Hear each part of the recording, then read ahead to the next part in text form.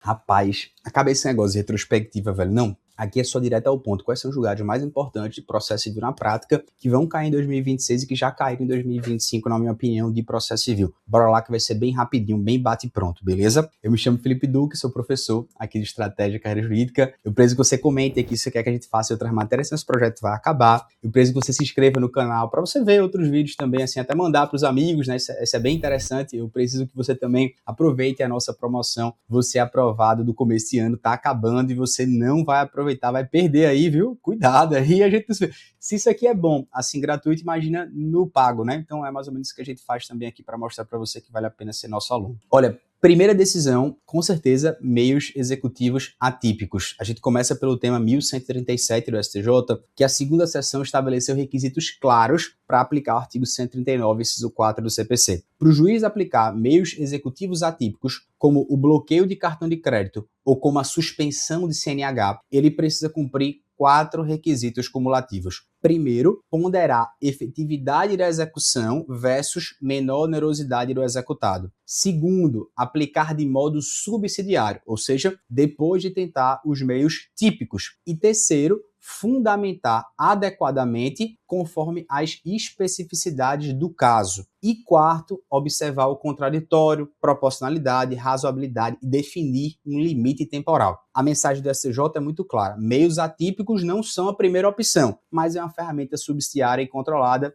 E acho que esse caso é muito cara de prova. O segundo julgado é sobre o incidente de assunção na competência do STF. O Supremo decidiu numa reclamação, né, que o IAC ele é cabível diretamente no Supremo, mas com limites importantes. Pode ser instaurado em processos de competência originária e recursal ordinária, mas não cabe em recurso extraordinário, porque a repercussão já faz esse papel de uniformização. E os requisitos, portanto, são um processo pendente de julgamento no Supremo, uma discussão predominantemente jurídica, terceiro, um relevante interesse público e repercussão social, e se for para prevenir divergência entre turmas, tem que demonstrar essa necessidade. Um ponto interessante, o fato de ter vários processos sobre o tema não impede o IAC. O que diferencia o IRDR é a importância intrínseca da questão, e não a quantidade de processos. O terceiro julgado é sobre o sistema Sniper nas execuções cíveis, né?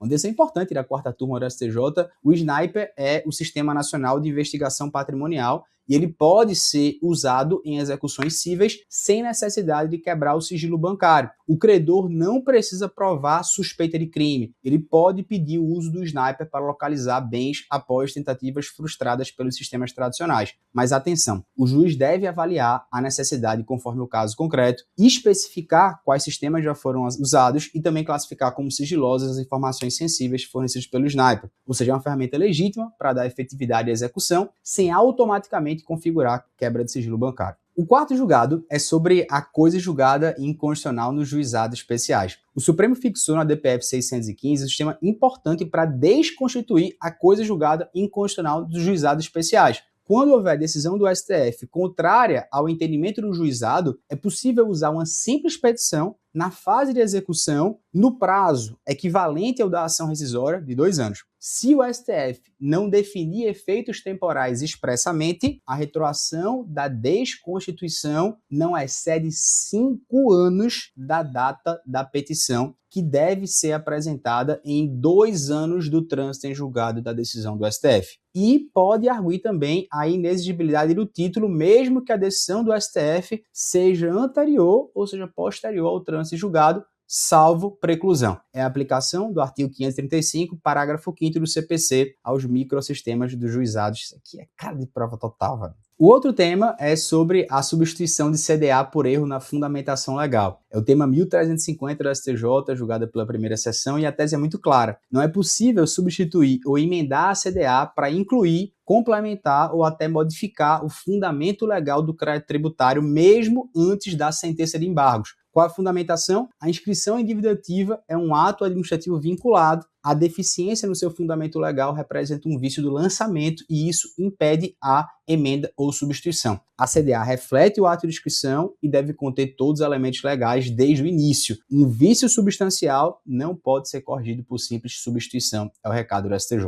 O outro tema é sobre gratuidade judiciária. O tema 1178 do STJ estabeleceu requisitos importantes. Primeiro, ele diz que é vedado usar critérios objetivos para indeferir imediatamente a gratuidade de uma pessoa natural. Se houver elementos que afastem a presunção de hipossuficiência, o juiz deve determinar a comprovação indicando precisamente as razões. E os critérios objetivos podem ser usados, mas em caráter suplementar, mas nunca como fundamento exclusivo para o indeferimento. E aí a pessoa natural, ela tem uma presunção de hipossuficiência que só pode ser afastada de forma fundamentada e também com oportunidade de contraditório. Um outro julgado muito importante é da fundamentação per relatione, tema 1306 do STJ, que fixou parâmetros para a fundamentação por referência. É válida a fundamentação per relatione desde que o julgador enfrente, ainda que sucintamente, as novas questões relevantes. Você não precisa analisar pormenorizadamente cada alegação ou prova, mas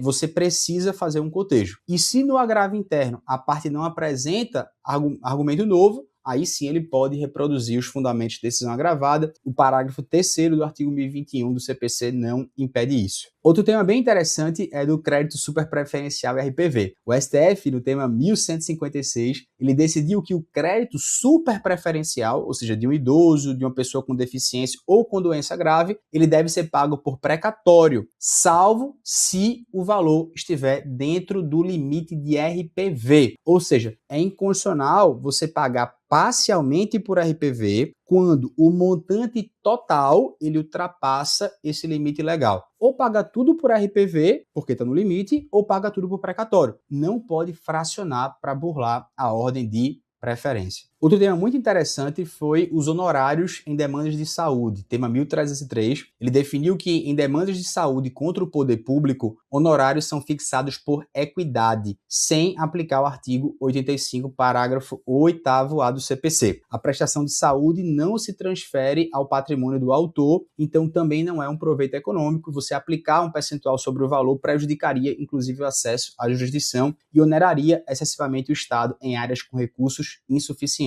Um outro tema é das astraentes vencidas. A Corte Especial do STJ decidiu que as astraentes vencidas não podem ser revistas, só é possível modificar a multa vincenda. E o problema de valores elevados ele deve ser combatido preventivamente. Converte em obrigação em perdas e danos quando você tem uma inércia abusiva do credor ou então preferindo ordens judiciais a órgãos para alcançar um resultado prático equivalente. Mas a multa vencida não pode ser reduzida, ainda que alcance patamares elevados. Um outro tema muito interessante é sobre os efeitos temporais de ação rescisória. Na questão de ordem da ação rescisória 2876, o STF fixou um regime importante. Em cada caso, o STF pode definir os efeitos temporais dos seus precedentes e a repercussão sobre a coisa julgada, inclusive estabelecendo não caber a ação rescisória em caso de um risco à segurança jurídica. Se não houver uma manifestação expressa, os efeitos retroativos da rescisão não excederão a 5 anos da propositura, que deve ocorrer em 2 anos do trânsito julgado da decisão do STF. E sempre é possível arguir inexigibilidade do título executivo judicial inconstitucional, seja a decisão do STF